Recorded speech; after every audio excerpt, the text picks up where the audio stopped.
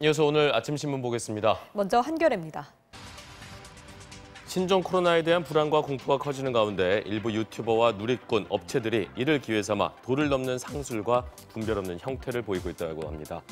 전염병 투자로 부자가 될 수 있다고 선전을 하고 소독제와 마스크 가격을 하루 사이 10배 넘게 올려 팔고 심지어 박쥐 등 야생동물이 신종 코로나 숙주 아니냐는 지적이 나온 뒤에도 박쥐고기 먹방 등을 올리는 이들도 있다고 합니다.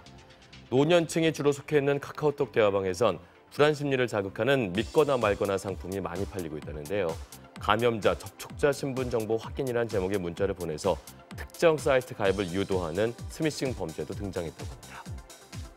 한편 중국 언론은 첫 발병지인 우한에서 사투를 벌이는 의료진의 사연을 계속 전하고 있다고 합니다.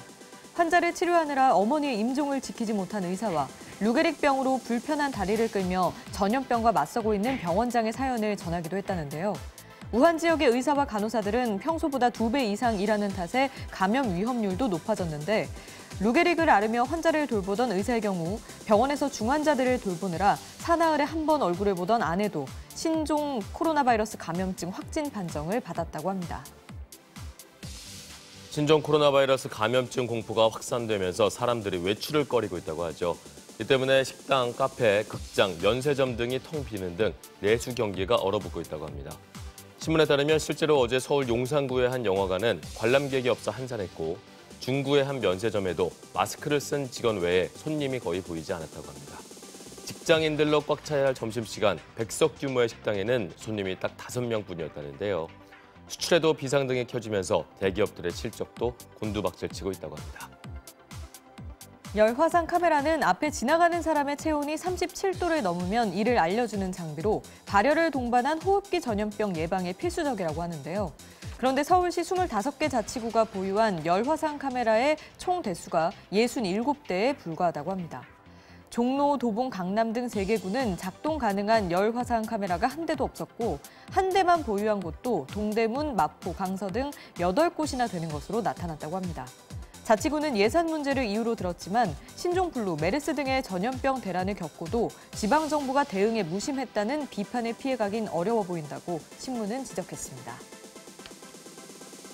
박쥐 등 야생동물에서 비롯된 신종 코로나 바이러스 감염증이 빠르게 확산되면서 국내에서도 인수 공통 감염병에 대한 우려가 커지고 있죠. 이런 가운데 국내에도 체험형 동물원들의 동물 질병 관리가 미흡해서 동물뿐 아니라 관람객의 건강까지 위협하는 것으로 나타났다고 합니다. 동물복지연구소의 조사에 따르면 전국 공영동물원 10곳 가운데 최소 6곳에서 외관상 상처가 있거나 질병이 의심되는 동물이 관찰이 됐고 10곳 전체에서 동물이 같은 행동을 반복하는 정형 행동을 보였다고 합니다. 좁은 공간에서 밀집 사육되는 동물들은 감염성 눈 질환 등의 증상을 보였다는데요. 문제는 이 같은 관리 부실이 사람에게도 악영향을 미친다는 점입니다. 특히 체험형 동물원에서는 관람객이 동물에게 먹이를 주거나 쓰다듬는 행위를 할 수 있는데 이때 동물과 사람 사이에 질병이 옮는 등의 사고가 날 수 있다고 합니다. 이국종 아주대병원 외상외과 교수가 경기 남부 권역 외상센터장 자리에서 물러나겠다며 이틀 전 병원에 사직서를 낸 것으로 확인됐다고 합니다. 이 교수가 지난 2010년 아주대병원 중증 외상 특성화 센터장을 맡은 지 10년 만에 외상센터 운영에서 손을 떼게 된 건데요.